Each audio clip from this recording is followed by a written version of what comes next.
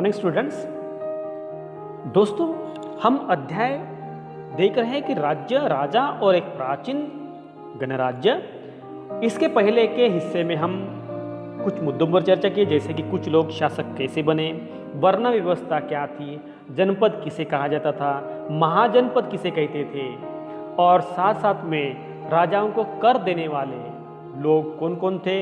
इन मुद्दों पर हमने चर्चा कर चुके हैं। आज हम इस अध्याय के कृषि में परिवर्तन, सूक्ष्म निरीक्षण में हम देखेंगे मगध, राजा सिकंदर का परिचय करेंगे।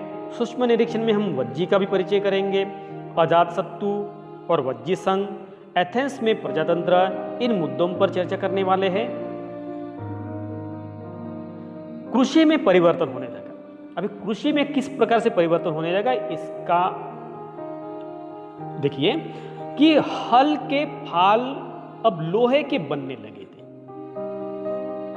कठोर जमीन को लकड़ी के फाल की तुलना में लोहे के फाल आसानी से जोता जा सकता था और इससे फसलों की उपज भी बढ़ गई थी। तो यहां लोहे का इस्तेमाल करने लगे थे। दूसरी बात है, धान के पौधों का भी रोपण शुरू किया था। एक जमाना ऐसा था कि लोग खेतों में बीज छिड़क कर धान उपजा या फसल लेते थे, लेकिन अब वो लोग धान के पौधे तैयार करते थे, फिर उनका रोपण करना शुरू कर दिया था। अब इसके पहले की तुलना में उनको बहुत ज़्यादा पौधे जीवित रह सकते थे और उनकी पैदावार भी बढ़ती थी, जिससे उनको ज़्यादा उत्पादन होने लगा था। लेकिन ये जितने भी परिवर्तन हो गए थे, लेकिन खेती करने के लिए कमर तोड़ भी परिश्रम भी करना पड़ता था और ये काम ज़्यादातर दास, दासी तथा भूमिहीन लोग, खेतीहर मजदूर जिसको हम कमक्कर कहते थे, ये लोग ही करते थे। सूक्ष्म निरीक्षण में हम पहली बात कर रहे हैं कि मगध ये आज के वर्तमान में जो बिहार राज्य है, यहाँ हम इसको देख सकते हैं। तो लगभग 200 साल के भीतर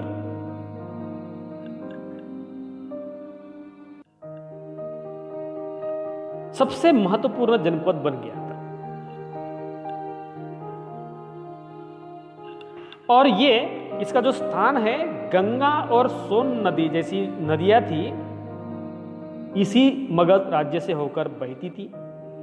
ये यातायात, जल वितरण, जमीन को उपजाऊ बनाने के लिए बहुत ही महत्वपूर्ण होती थी।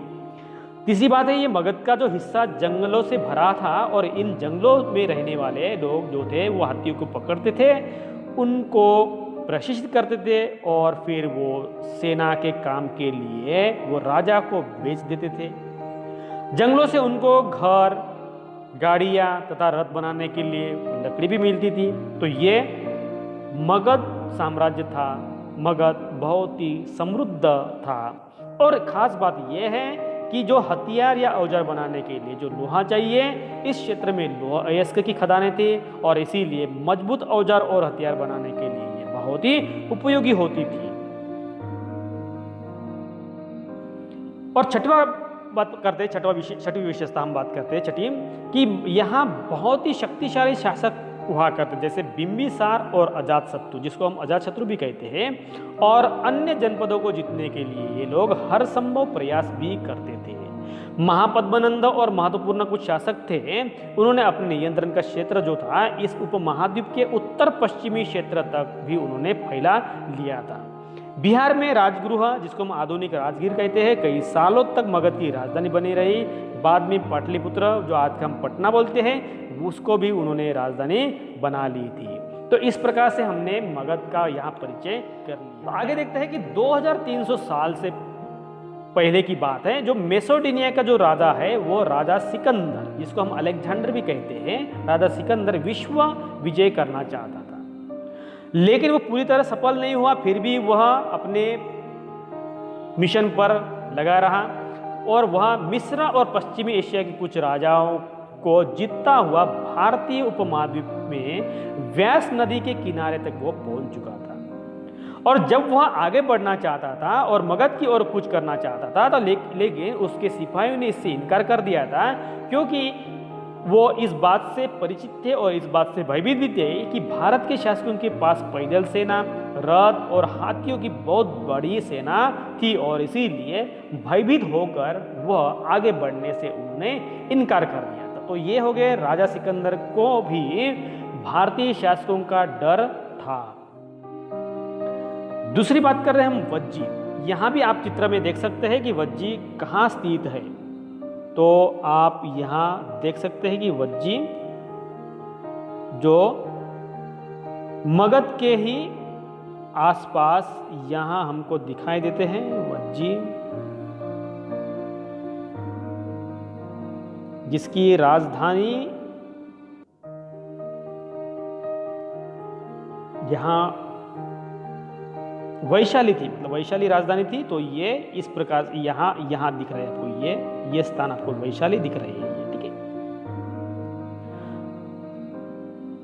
यहां हम देख रहे हैं कि मगध के पास ही यह वज्जी राज्य था जो यहां आपको नजर आ रहा है और इसकी राजधानी वैशाली थी जो बिहार में थी। यहां जो शासन व्यवस्था थी उसे गण या संघ कहते थे। इसका मतलब गण या संघ में कोई मतलब कई शासक होते, एक से ज्यादा शासक होते थे। कभी कभी लोग एक साथ शासन करते थे जिसमें प्रत्येक व्यक्ति राजा कहलाता था और ये सभी राजा लोग विभिन्न अनुष्ठानों को एक साथ संपन्न करते थे और सभाओं में बैठकर ये लोग बातचीत, बहस और वाद विवाद के जरिए जो भी कोई समस्या होती है उसको सुलझाने की कोशिश करते थे और इस तरह से वह साम्राज्य का प्रशासन करते थे। शत्रुओं के आक्रमण से निपटने के लिए भी ये मिलजुल कर चर्चा करते थे। या स्त्रियां, दास, कमक्कार इन सभाओं में हिस्सा नहीं ले सकते थे क्योंकि इस प्रकार की वहां व्यवस्था थी। सामाजिक व्यवस्था के कारण इस प्रकार के लोग मतलब स्त्री, दास और जो खेतीहर मजदूर थे, कमक्कर थे, काम करने वाले लोग थे, वो इस सभाओं में हिस्सा नहीं ले सकते। और यहाँ बुद्ध और महावीर दोनों ही गण या संघ से ही संबंधित थे। बौद्ध साहित्य में संघ के जीवन का बहुत ही सजीव वर्णन मिलता है और कई शक्तिशाली जो राजा थे इन संघों को जीतना चाहते थे। बाद में आखिरकार गुप्त शासकों ने गण और संघ पर विजय प्राप्त कर लिया और उन्होंने अपने राज्य में उसको अपने शामिल कर लिया। तो इस प्रकार से हमने यहाँ देख चुके हैं कि मगध और वज्जी संघ का परिचय किए हैं। गण शब्द यहाँ आया है। गण शब्द का जो प्रयोग होता है कई सदस्यों वाले समूह के लिए किया जाता था। संघ है, ये संघ अर्थात संगठन या सभा के लिए भी इस्तेमाल किया। अगला मुद्दा है हमारे पास सामने अजातशत्रु और वज्जी संघ की हम बात कर रहे हैं कि वज्जी संघ का यह वर्णन दिग निकाय जो बौद्ध धर्म का जो धर्म ग्रंथ है इसमें से लिया गया है।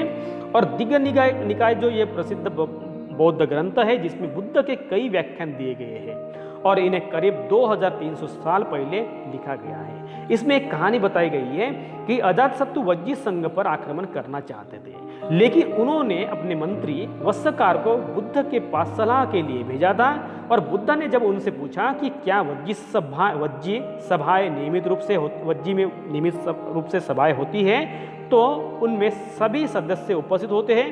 तो जब उनको पता चला कि ऐसा होता है, मतलब क्या है, वहाँ नियमित रूप से सभाएं होती है, उन सभी में सभी प्रकार के लोग सदस्य उपस्थित होते हैं, तो उन्होंने कहा कि वज्जीवासी तब तक उन्नति करते रहेंगे जब तक वे पूर्ण और नियमित सभाएं करते रहेंगे, आपस में मिलजुल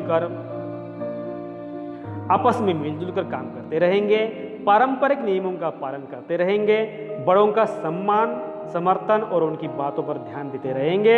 वज्जी महिलाओं के साथ जोर जबरदस्ती नहीं करेंगे और उन्हें बंधक नहीं बनाएंगे और शहरों तथा गांव में चैत्यों का रखरखाव करेंगे। चैत्य का मतलब होता है कि जहां बौद्ध भिक्षु रहते थे उनका रहने का स्थान होता था, उसको हम चैत्य बोलते हैं। विभिन्न मतावलंबी संतों का वो सम्मान करते रहेंगे और उनके आने या जाने पर कोई रोक नहीं लगाएंगे, तब तक वे प्रगति तरक्की करते रहेंगे। ये गौतम बुद्ध के द्वारा कहा गया कुछ सलाह मशवरा था। अगला मुद्दा है हमारे एथेंस में प्रजातंत्र। हमारे किताब में ऐसे इस प्रकार से दिखाया गया है कि अन्यत्र का एक मुद्दा है। तो लगभग 2500 साल पहले एथेंस के लोगों ने एक शासन व्यवस्था की स्थापना की थी जिसको हम प्रजातंत्र या गणतंत्र कहते थे। यह व्यवस्था लगभग 200 सालों तक चली और इसमें 30 सालों से ऊपर के उन सभी पुरुषों को पूर्ण नागरिकता प्राप्त थी जो दास नहीं थे। और वहां एक सभा थी जो महत्वपूर्ण विषयों पर निर्णय लेने के लिए साल भर में कम से कम 40 बार बुलाई जाती थी। और इन सभा में सभी नागरिक भाग ले सकते थे। शासन के कई पदों पर नियुक्तियां लॉटरियां द्वारा की जाती थी और सभी नागरिकों को सेना और नौसेनाओं में सेवाएं देनी पड़ती थी। औरतों को नागरिक का दर्जा नहीं मिलता था। व्यापारियों तथा शिल्पकारों के रूप में एथेंस में रहने वाले और काम करने वाले बहुत सारे विदेशियों को भी नागरिक अधिकार नहीं मिले थे। खदानों, खेतों, घरों और कार्यशालाओं में काम कर रहे दासों को भी नागरिक अधिकार नहीं मिले। मानचित्र में आप देख सकते हैं, यह एथेंस दिख रहा है, रेड कलर के इसमें दिखाया गया है। तो दोस्तों, इस तरह से हमने अन्यत्र में जो एथेंस है, एथेंस के भी हमने बात कर चुके हैं। और यहाँ हम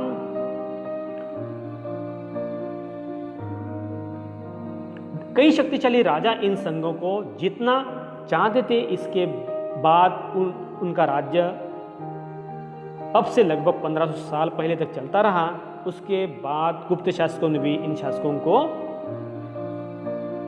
जीत लिया था। ये हो गई भारत के शासकों की बात। एथेंस में भी इसी प्रकार की कुछ मिली जुली व्यवस्था थी। उनको हम कहते थे कि गणतंत्र या प्रजातंत्र। दोस्तों, इस तरह से हमने इस अध्याय का दूसरा हिस्सा देख चुके हैं। इस अध्याय का अगला हिस्सा मतलब तीसरा हिस्सा, जिसमें केवल 16 महाजनपदों की जानकारी दी गई है, उस जानकारी को समझने के लिए हम इस वीडियो के तीसरे हिस्से में देखेंगे।